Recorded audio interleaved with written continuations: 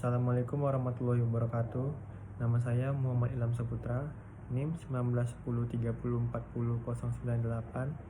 kelas Hukum Internasional C.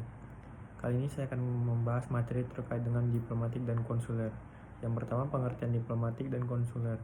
Diplomatik adalah kelembagaan negara yang bertugas membina hubungan politik di luar negeri dengan negara lainnya. Sedangkan konsuler adalah kelembagaan negara yang bertugas membina hubungan non-politik luar negeri dengan negara lainnya. Materi yang kedua adalah sejarah hukum diplomatik.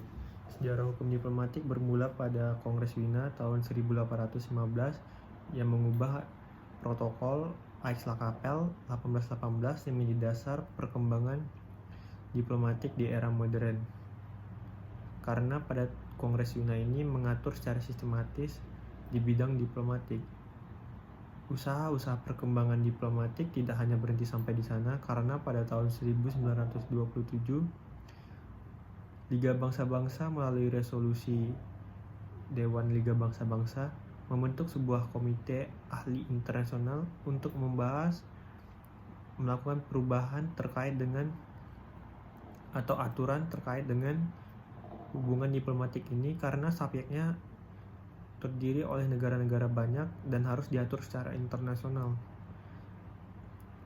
Lalu kembalilah dilakukan kongres pada tahun 1961 di Wina oleh Perserikatan Bangsa-Bangsa, yang mana Perserikatan Bangsa-Bangsa melalui komite ahli internasionalnya melakukan sebuah rancangan terkait dengan hubungan diplomatik yang terdiri dari 53 pasal, yang mana mengatur secara keseluruhan hubungan diplomatik, baik dari kekebalan dan keistimewaannya. Materi yang ketiga terkait dengan pembentukan utusan diplomatik dan konsuler. Menurut pasal 2 Konvensi Wina tahun 1961 dijelaskan bahwa pembentukan diplomatik didasarkan pada kesepakatan bersama, perjanjian persahabatan, dan komunikasi dengan tujuan kepentingan nasional suatu negara, kepentingan politik suatu negara yang melibatkan negara lainnya, atau integritas teritorial. Sedangkan pembentukan konsuler dinyatakan pada hak yang sama, yang mana merupakan manifestasi nyata bahwa negara itu merdeka, yang bertujuan untuk mengembangkan hubungan, kepentingan bersama, atau mencegah terjadinya sengketa, dan lain-lainnya. Yang keempat, klasifikasi utusan diplomatik dan konsuler. Tingkatan-tingkatan klasifikasi diplomatik menurut Konvensi Wina tahun 1815 terbagi atas: yang pertama yaitu duta besar berkuasa penuh atau ambasador, yang mana memiliki kekuasaan yang paling tinggi dan hak secara penuh serta luar biasa. Biasa ditempatkan di negara-negara yang banyak menjalin hubungan kerjasama. Yang kedua, duta atau gerzan, yaitu posisi pejabat yang di bawah duta besar, yang mana dalam melakukan pekerjaannya harus berkonsultasi dengan pemerintah, tidak memiliki kekuasaan secara penuh atau terbatas. Yang ketiga, menteri residen, yaitu pejabat yang hanya mengurus urusan negara, tidak secara pribadi mewakili kepala negara. Yang keempat, kuasa usaha, yang mana pejabat ini merupakan posisi yang paling rendah karena diutus oleh Menteri Luar Negeri, yang bertujuan untuk jika suatu pejabat tidak berada di suatu tempat, maka dia akan mewakilinya. Yang kelima, atase atau pejabat pembantu dari duta besar berkuasa penuh, seperti atase pertahanan atau bidang militer, atase teknis seperti kebudayaan, pendidikan, perindustrian, dan perdagangan. Selanjutnya, klasifikasi konsuler. Karena konsuler merupakan hal non-politisi, maka tingkatan-tingkatannya terbagi atas kepangkatan. Yang pertama, konsul jenderal yang biasanya menempati posisi di ibu kota negara. Yang kedua, kepala konsul atau wakil konsul, yang mana mengepalai suatu konsul, yang biasanya diperbantukan untuk kepala atau jenderal konsul. Yang ketiga, agen konsul yang melakukan pekerjaan secara terbatas dan hanya melakukan tugas yang berkaitan dengan kekonsulan.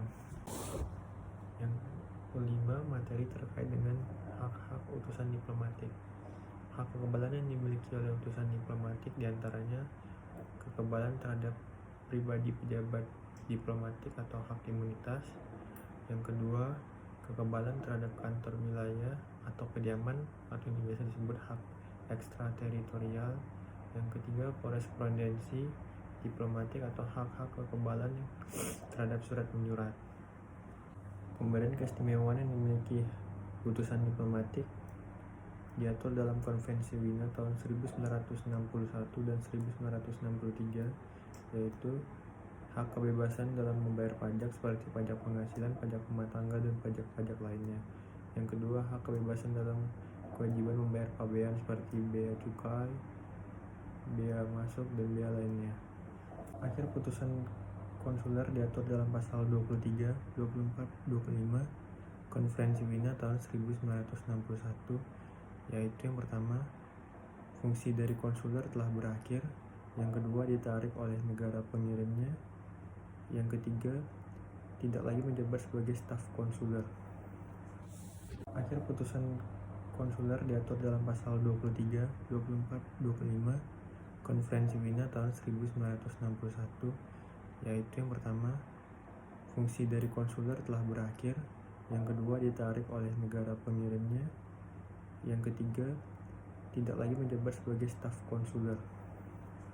Mungkin sekian pemaparan saya terkait dengan materi diplomatik dan konsuler. Mohon maaf apabila ada kesalahan kata. Wabillahi taufiq wal hidayah. Wassalamualaikum warahmatullahi wabarakatuh.